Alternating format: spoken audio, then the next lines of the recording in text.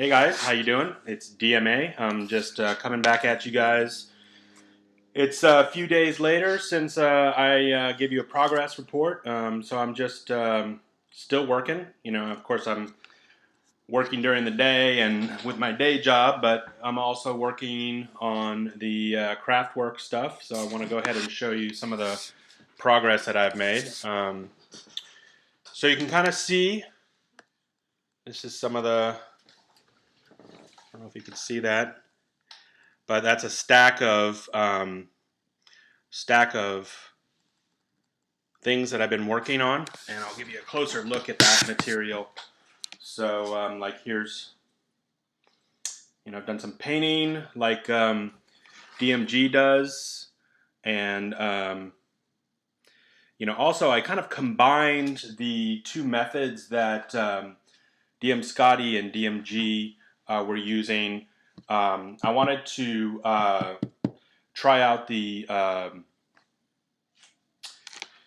paint that gives a texture to these pieces, but I was also concerned that that it even though it was okay, I wanted to give it more of a kind of a flagstone and such, and just having for a first effort, it seems to work pretty well, and then the texture paint just kind of blends in when you put more paint on top of it. Now, of course, you can see those pieces, and of course, I'm just using a bit of sponge, like DMG uses to make kind of a like squares or rectangles. And mine, since I'm thinking about going gridless and doing all of my DMing gridless from now on, based on DM Scotty's gridless rules, it's not so important that each square be represented, but it still gives you kind of a sense of the distance with these squares. But I have some more irregular pieces like that's pretty regular, so you get kind of an idea. But I have some more irregular pieces that you can see where it's like it's not a perfect grid. There is definitely variation, and I like that variation. I think it's good. I think it makes the dungeon terrain very interesting to me, and I like it, and I'm hoping that my players in my campaign will like it as well. So yeah, it's coming along, and I have I have a lot more to do. This represents about 25 to 30 pieces, and so I'm still working on the basic set. And you can see here's an intermediate piece, a corner right there with two walls, and this is the base coat. And then I just use a little bit of texture on it, so I don't know if you can kind of see the sparkliness of that. But yeah, it's just a little bit of texture to give it that, and then cover it mostly over with additional kind of just a gray and black admixture of paint, and it's like a real messy. It's not mixed really well. It's just an admixture, and then so you get some black and you get some white, and you can see that where some of the blocks are very, very white and some of them are very, very dark.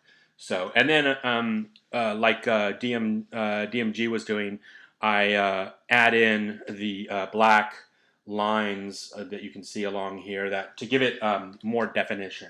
And of course, dry brushing the walls to make them pop out so that you have a better kind of visualization of where the walls are. So it's coming along really well, and I'm really happy with what I've been producing. It's pretty dark. I might in the future do a kind of a little bit of a lighter version of it, but whoops, something just fell down. So so I might do a maybe a slightly lighter version. My version, it tends to be pretty dark. But that's okay because, dungeons are dark. So, they're going to reflect that kind of darkness and wet, kind of slimy stone and glisten, a little bit, although mine don't glisten. Although I am thinking about adding some flocking and maybe a little bit of slime or something like that, just to give it, give each piece a little bit more individuality. So yeah, on my next, I'm going to finish this version of the modular pieces so that I have something to use at any time.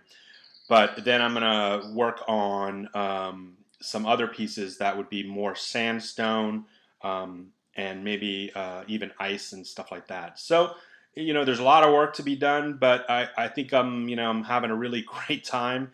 And props to DMG and DM Scotty for introducing the 2.5D method to us. I really think that if you guys try it out, you'll have a lot of fun, and you should definitely go ahead and check out their YouTube channels. And there's other resources out there, Ben's RPG Pile, and a bunch of other, the People's DM. Those are all great sites, and there's so much stuff out there. I've been kind of shying away from the more three-dimensional stuff because I wanted to remain kind of 2D and minimize the vertical aspect of it, at least physically. But in terms of perspective, you can reproduce that and not have a lot of vertical blockage when you're actually playing. So, all right, I just want to give you guys a heads up of what I was doing, and I'm hoping to eventually start working on some more sophisticated videos. I know these first ones are just kind of raw, but I have a lot of investigations to do in that realm to improve, maybe provide some sort of title screen or even some effects. But for right now, I'm just showing you guys how it might be, if you were to kind of make a foray into this realm. And it is a wonderful and terrifying realm. All right, guys, DMA here, Dungeon Master Alex. I hope you guys have enjoyed this video, and have a great day.